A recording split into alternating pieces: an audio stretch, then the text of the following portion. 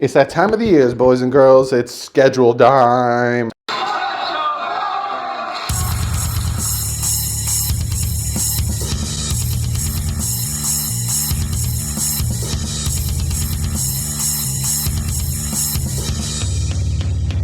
What's up, Fin fans? So, obviously, the Miami Dolphins NFL schedule is out. If you follow me on Twitter, it was being leaked slowly throughout the day. So, slowly throughout the day, I was telling you guys about the schedule. So, at one point, I kind of knew what the schedule looked like. I was hoping it was wrong, especially for the bye week, and I'll tell you guys in a second. I knew what weeks they were playing, but I didn't know times. So if you, again, be sure to go follow me on Twitter.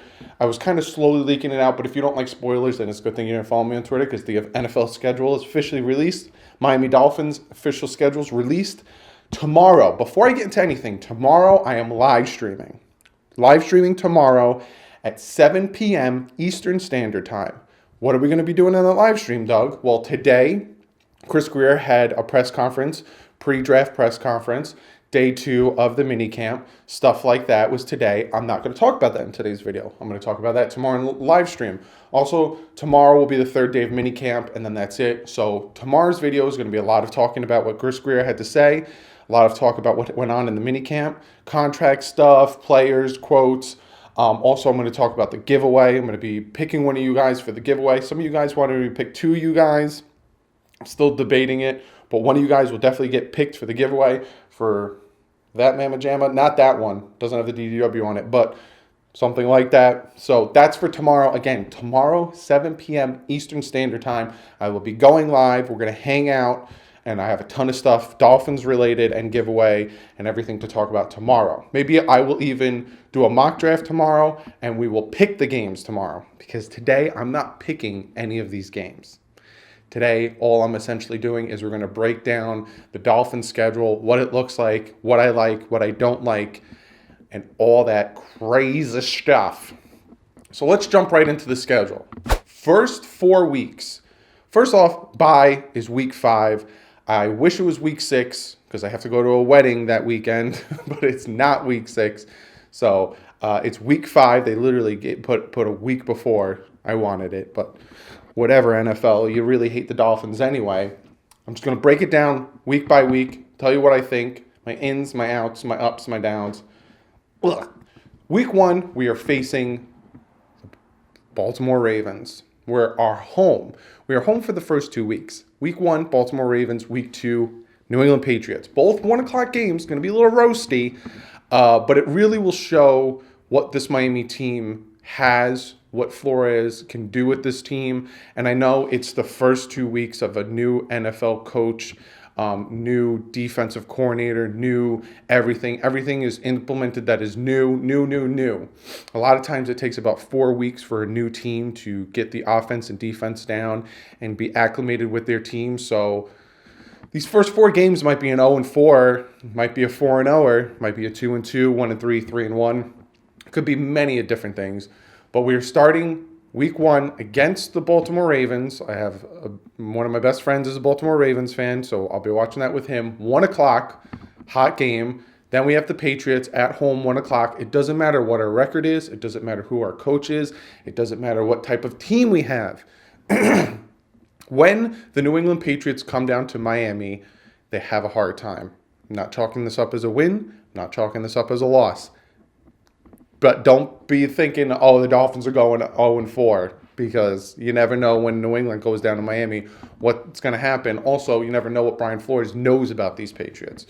So first 2 games at home, Ravens, Patriots, both 1 o'clock. Then a lot of people, even myself, because the media put it out there and speculated that the Dolphins were going to be playing the Cowboys on Thanksgiving, being that it's the 100th year and being that, that iconic game where he touched the ball and the Dolphins got the ball back, kicked the field goal in the snow to win.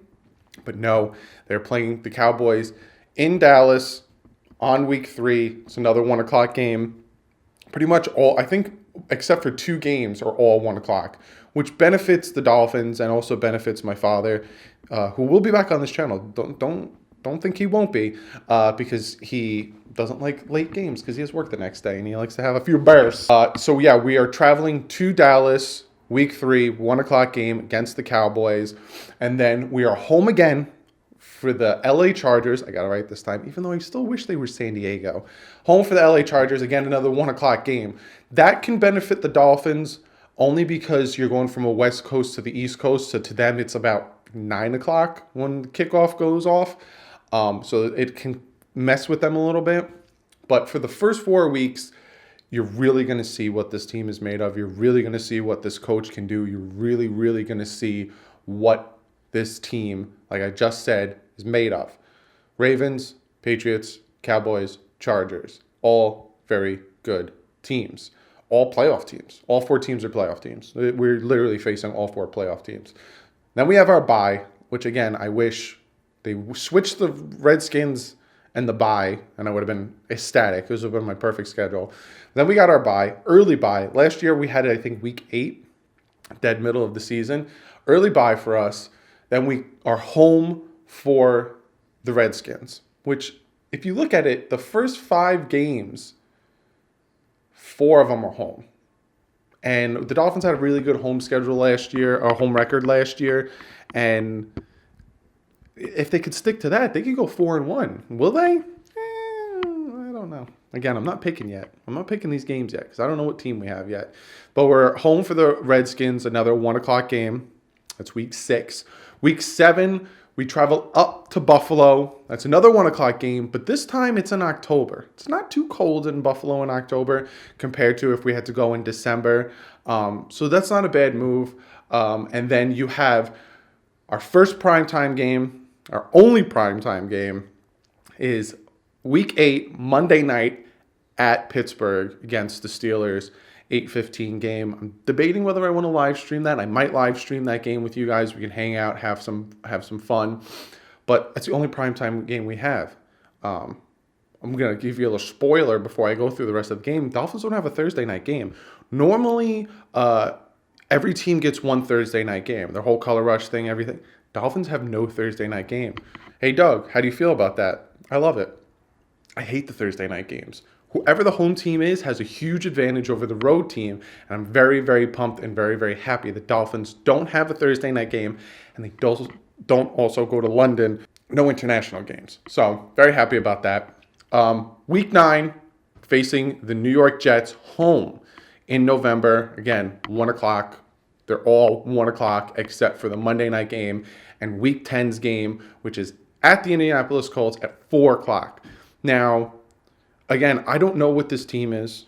I don't know what the coaching style is. I don't know what the schemes are offense and defensively. I don't know anything, and that's why I'm not picking this game. But if Brian Flores can coach this team any better than Adam Gase does, we have a chance against the Colts. Then we got Week 11, November 17th. We're home for Buffalo, so get Buffalo out of the way really soon. 1 o'clock again. All the rest of these games are all 1 o'clock games. And then after Week 11 is a tough stretch for the Dolphins. Now, a tough stretch, not in the aspect of teams they're going to play, but again, if you look at this and if you look at everyone, because I think the Jets, the Patriots, the Bills, and another team have the easiest schedules, but that's because they look at records of last year. Teams can change. You might have the easiest schedule going into the season, but then at the end of the season, you look at the team's records at the end of the season, they have the hardest. So you can't go off of that. But the last 6 games is going to be tough because they're on the road for 4 of them. So Week 12 is at Cleveland against the Browns, going to face Jarvis Landry, Odell Beckham, all those guys. I'm going to make a video about the Browns, the Jets, and the Raiders. I have something specific, how I feel about like all the moves they made. I like them, but I'll make that video. So Week 12, we're at Cleveland. Then we're home again for the Philadelphia Eagles. It's December 1st. Now, if the Dolphins were to play Cowboys, I think that the December 1st game wouldn't be happening. I think it would just be the Cleveland Browns, and then it would have been the Week 13 would have been at the Cowboys. But it's not. We go to we face another NFC East team. That's the Philadelphia Eagles, December 1st. Week 14, we are at the Jets. It's going to be cold December 8th, 1 o'clock. Adam Gase. First time we play him, Week 9. We'll see if it was just the stadium that he just is really good at, or if it's just the preparations are easier when you're not on the road. And then week 14, we face them again. I honestly think that the Dolphins would beat the Jets at least once. I don't think Adam Gase is that good of a coach. I also don't think that he can implement what he wants to do with his one-track mind so easily. So I think the Dolphins will win one of the two Jets games. But then look at this. Week 14, we are at the Jets. Week 15, we are at the Giants. Why leave? Why not just stay in New Jersey, where I am, and just hang out at the hotel so I can come and bother you guys, get autographs, and maybe get one of you guys to be on this channel. If I could do that, if the Dolphins do stay in New Jersey for the 2 weeks that they're playing the Jets and the Giants, which it's not that bad of a plane ride to go back and forth. It's about 2 hours. I will try my hardest to bring my camera to try to somewhat vlog it and try to see if I can get some Dolphin players on this channel. I will try my hardest. But back-to-back New Jersey games, at Jets, at Giants, 1 o'clock again. Then they're home for the Bengals, week 16, December 22nd. No Christmas Eve, Christmas Day games, and no New Year's Eve, New Year's Day games. They're playing the Bengals. And then the final game of the season is in Foxborough, week 17, 1 o'clock against the Patriots. That's going to be a very cold game. But also, if the Patriots are clinched, they're probably not even going to be playing for anything. And if not, like that one year where the Dolphins beat the Patriots and then the Patriots had to go to Denver and then ended up losing and not making the Super Bowl, you never know. You never know. But that is the Dolphins schedule for 2019. How I feel about the Dolphins schedule in 2019, it's going to be hard. You have the Ravens, the Patriots, the Cowboys, the Chargers, the Colts, and the Eagles that are all really, really good teams. Now, you got the Bengals, the Giants, the Jets, the Bills, the Browns, right, that are okay teams. Now, the Browns made some big, big, big moves this offseason, so everyone is crowning the Browns as the next best thing. I'm not one of them. I'm a wait-and-see type guy, so the Browns look very good on paper. If they don't make the playoffs or win the division this year, I think the Browns are a complete and utter failure. Because you can't make all the moves you did and then not do better than 9-7. I'm sorry, you just can't. Giants are also in the same.